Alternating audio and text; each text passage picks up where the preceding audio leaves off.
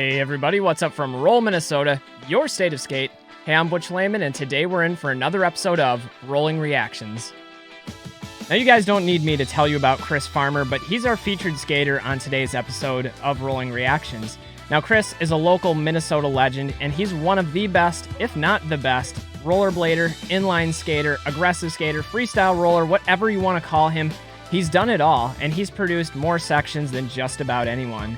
His skating has evolved through every stage of his career, and he's somebody that I know a lot of us have tremendous respect and admiration for. Today, we're going to kick it with some of his older pieces, starting with his video in KFC 3, which is one of my personal favorites. From there, we'll take a look at his profile in VG19, another early Minnesota piece. And lastly, we're going to wrap it up with a third Minnesota piece, and that's his profile in Adventures in Rollerblading. Now, these are all profiles I grew up watching. It's a skater that skated a lot of spots that I've since been to and experienced firsthand, and so this is a trip of nostalgia for me. Anyway, guys, I invite you to join me for one of the greatest to ever do it, and that's Chris Farmer. Let's check it out. All right, this first profile is from Chris's section in KFC 3, and this is an amazing video, and it's starting out at a legendary Minnesota spot. This is a spot we'd call Valley View, and it really is the perfect setup for a down rail, except for a couple stipulations that make things more dangerous. One, as he's skating up to the fence, you'll notice how cracked and terrible the ground is. You can see like the big massive craters here and how it's splitting up with grass coming out. And the whole side of this rail was like a massive cheese grater. You don't want to fall on Valley View. Nevertheless, he put in some amazing lines, like that 360 and how bioed out and sideways it is. Unbelievable. And going hurricane topsail, you guys know that's a trick that I've always loved. Had some good times on that rail, personally some bad times on that rail, but nobody's quite skated it ever like Chris Farmer. And what an intro to this section. I also have to talk a little bit about the editing on this section. I know KFC videos were some of the most legendary profiles to come out back in this time. It was really an exciting time for skating. This was a time when, the big spin tricks were taking place. There was a lot of hammers, but there's also that transition period where a lot of creativity and spot selection was evolving.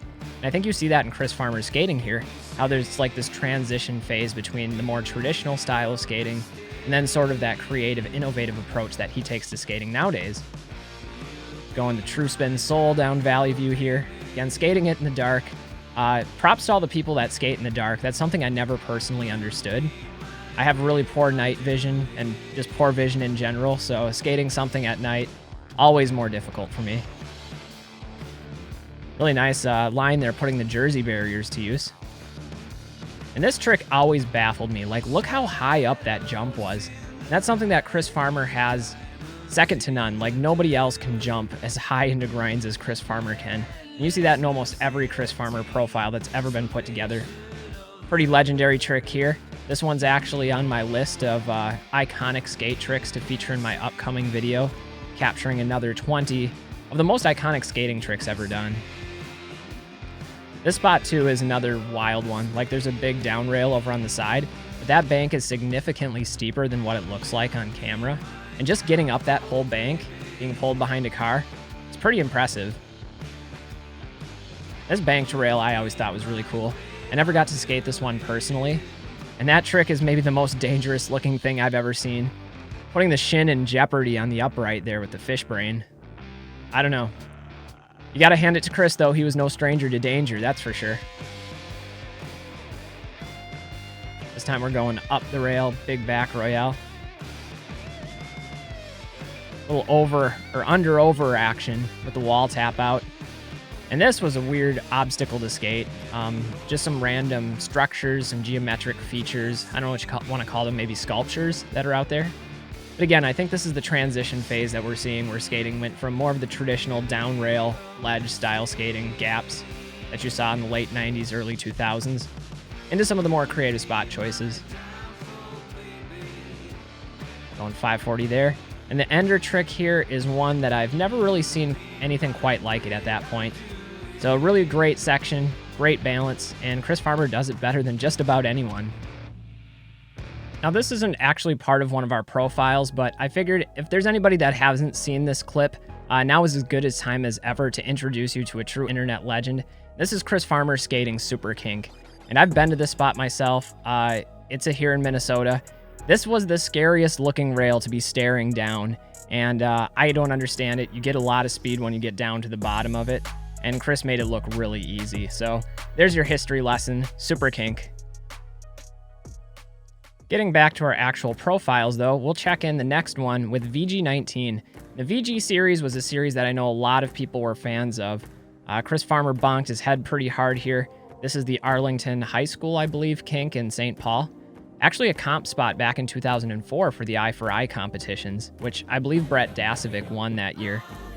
Pretty legendary competition series here in the Midwest. Nevertheless, Chris Farmer is going to put a show on a number of Midwestern spots. And like I said, these early days bring back a lot of nostalgia for me. These are all sections that I've seen a number of times, but every time there's something new about it that impresses me. Going X grind to gap over to back royale. Really big jump there. A lot scarier in person than it seems. Now, one of the things that I also want to mention about watching old sections like this, and maybe you guys have the same experience, but no matter how much you've aged and developed as a skater, going back to some of these pro sections, no matter how many times you've seen them, you start to develop more skill and more specialty type of skating where you have different appreciation. Where early on, for me, a lot of the tricks that would have impressed me are the big spin tricks, just because I was learning those at the time and I know how difficult something like that Hurricane Topsoul was. However, for me now, watching him do some of the tricks regular and switch, or some of the variations on the way in, or some of the transfers that otherwise would have been lost on a younger version of myself, now suddenly have more depth to them. They're more impressive. And so I think that's one of the things to keep in mind with skating is sometimes it's those fine, subtle nuances that an outside observer might not understand, but for the rest of us, we can appreciate it in a way that only a master of a craft or a true artist would be able to understand. By the way, I love that zero back slide. That's a really cool trick. I think there was one in Opinions or Underestimate. Actually, I think it was Underestimated that Chris Cheshire did down a really long rail. And that for me was always one of my favorite tricks in that video. Farmer's Market, that was another really popular spot. And you know, it wasn't named after Chris, but the name is appropriate because he absolutely shreds there. And that fakie 720 too always boggled my mind because that's a trick that I can personally do on ramps, but doing it over just like a small stair set like that doesn't really make sense to me. Nice stylish backslide. That's terrifying. That's like the worst case scenario on a wall rail is you get your legs stuck and, you know, hit the ankle awkwardly or the knee awkwardly, and torn ligaments aren't fun. I can tell you that from experience. I'm sure some of you watching this channel have had soft tissue injuries before, and it's not good. I don't wish that on anybody. Really cool spot here and locking in the back Savannah. Minnesota, we call that true Savannah, but I won't get into that because I know that's controversial. This is a spot that I actually went to like 5 times back in like 2003, 2004. And every time somebody would take me there, there was always cars parked right up by the rail, so it was never skatable. I never got to touch it once. Got the wall ride right after that. That's really your textbook wall ride right there. Got the 180 out. Another really popular Minnesota spot here. It's that over at Minnehaha Falls. Actually took Cameron Card and Jimmy Hake out there to fly drones once when they were visiting in town. It was a really good time. Jimmy and Cameron, if you guys are watching this, really appreciate you guys. Hope you're both doing well. Look at that fast slide with a grab. That is not a trick you see very often, even back in those days, even back in today. Love the cess slide out on that. This was a spot I skated a lot growing up. This is a big fat rail, really big. We called it Elements. It was right by Overpass Skate Park, which is one of my favorite skate parks here in Minnesota. And so just a block away, you can skate there. The bad thing with that rail though is it was so wide that you could never fully lock your sole plate into position. So no matter where you were, you had to be a little bit careful where if you leaned too much one side or the other, that plate was sliding out and you're gonna have a bad time. I crotched that rail harder than probably any rail of my lifetime. It was not fun. Overall though, it was a good rail. It was a fun one. Love this trick, the 360 sole to 3 top sole, 1 left foot, 1 right foot. That's technicality right there. And rest in peace to the Metrodome. That got demolished. They rebuilt the US Bank Stadium. And Chris was putting it down on the Metrodome rail transfer.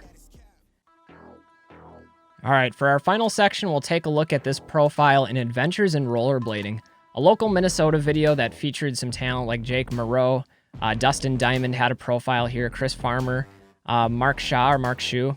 I'm sorry, I don't know how to pronounce his name, even though I grew up watching it. And it's a video that I really enjoyed, and this was actually my first taste of Chris Farmer. This was the very first section of his that I've ever seen.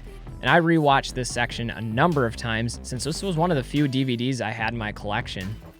Now this trick I always loved because of the casual stare bash out. It's like, is it part of the trick? Is it just added flair on the ending? I don't really know, but it's definitely what I think of when I think of Chris Farmer, is just that style, the consistency, the control.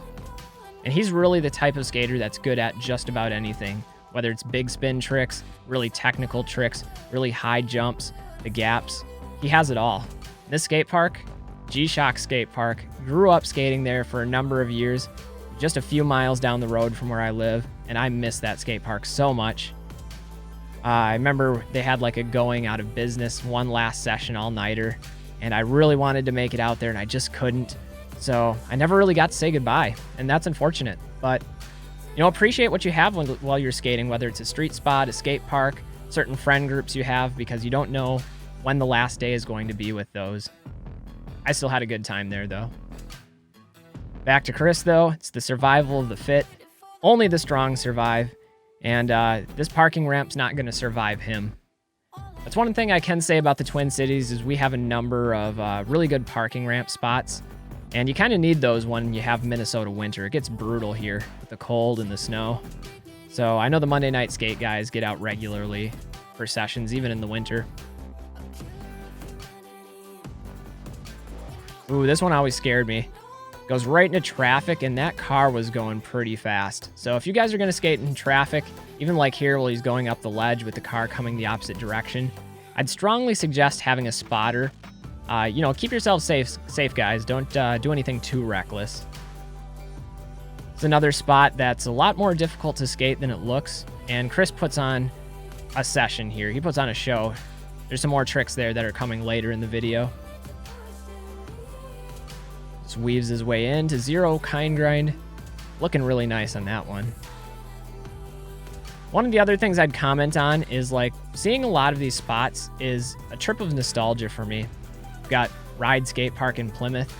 I think they were only open for like a year, maybe a year and a half.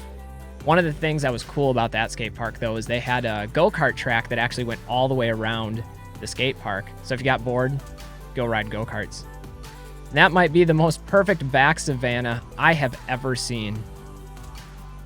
Again, that's what I think of when I think of Chris, is just well-balanced as a skater, stylish, control, innovation. You definitely see that evolution throughout all of his tricks. Speaking of the creativity, this trick made no sense to me when I first started watching him. This was early on in my days skating, so I didn't really understand the ankle flex of like Royales. Another cool spot here. This one's been capped since. It still has a few rails there, but they're not really skatable anymore. And here we are back to the rainbow rail. My personal favorite trick is that one, going into the alley-oop TP. We got 360 Mizu, 3 rewind out. He did fall on that in the fall section, but there, he laced it. Anyway, guys, that's going to wrap it up for this episode on Chris Farmer, looking at some of the early profiles he put together. Again, there are so many different Chris Farmer profiles that we could do a video that was like hours and hours and hours long. But we'll save some for later, because there's a lot of Chris Farmer content that's worthy of getting some attention and appreciation. Anyway, guys, growing up in Minnesota, Chris was one of the most iconic skaters, the type of person that I would secretly grom over and want to be just like. And when you think about not just in terms of his skill set, but how he's been an ambassador for rollerblading and how he's been this positive influence, is something that I think we should all aspire to. Because ultimately, it doesn't necessarily matter how good you are at skating or what type of accolades you get, but how you impact the overall atmosphere of skating for those to come after you. And that's something I challenge you all to do, is to think about how you're inviting other people into sessions, how you're interacting with people at those sessions, and how you're representing inline skating to the masses. All of those things are important, especially as we go off here into a brighter future. Anyway, guys, I'm Butch Lehman of Roll, Minnesota. I appreciate you all. Thanks for sticking around and watching Chris Farmer destroy everything.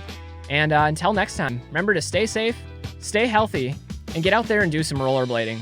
We'll see y'all with the next video. Till then, peace, everybody.